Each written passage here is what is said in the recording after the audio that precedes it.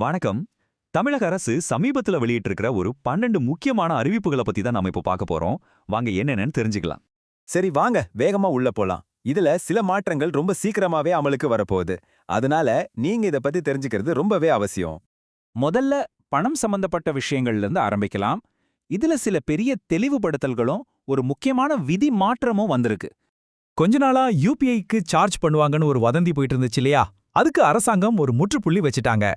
நீங்க பாக்குற மாதிரி சாதாரணமா நாம பண்ற யூபிஐ பரிவர்த்தனைக்கு எந்த கட்டணமும் கிடையாது. நீங்க எவ்வளோ பெரிய அமௌண்ட் அனுப்புனாலும் சரி, அது முற்றிலும் இலவசம்தான்.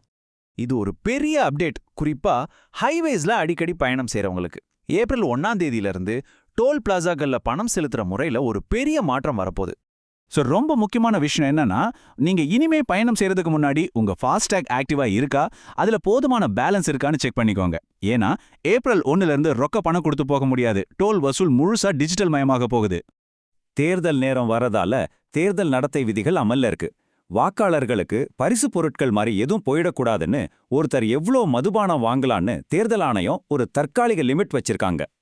சரி, அடுத்ததா பயணம் சம்பந்தமான விஷயங்களை பார்க்கலாம். குறிப்பா நீங்க ஒருவேளை ரயில் டிக்கெட்டை கேன்சல் பண்ண வேண்டியிருந்தா உங்க ரீஃபண்டை பாதிக்கக்கூடிய சில புது ரூல்ஸ் வந்திருக்கு. அது என்னன்னு பாப்போம்.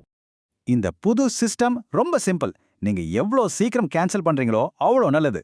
ரயில் கிளம்புற நேரத்துக்கு ரொம்ப பக்கத்துல வந்து கேன்சல் பண்ணா உங்களுக்கு கிடைக்கிற காசு ரொம்ப கம்மியாயிடும், இல்லாட்டி கிடைக்காம கூட போகலாம்.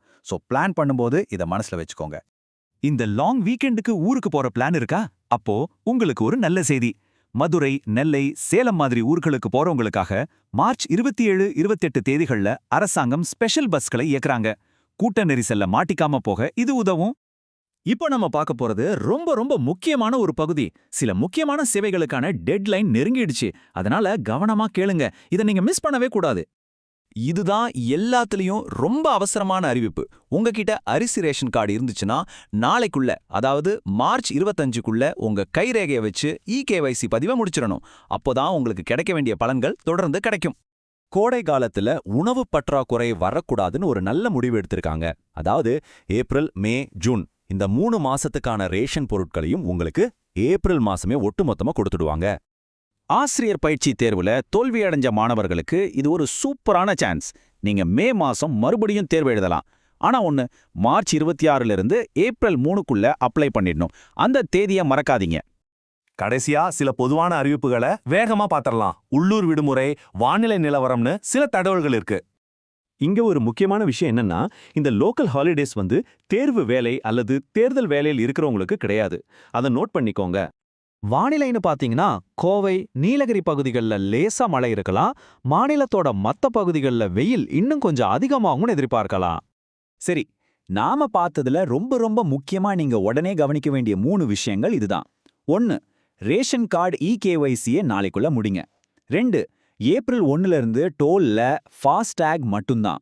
3. ட்ரெயின் டிக்கெட் புக் பண்றதுக்கு முன்னாடி இந்த புது கேன்சலேஷன் ரூல்ஸை தெரிஞ்சுக்கோங்க.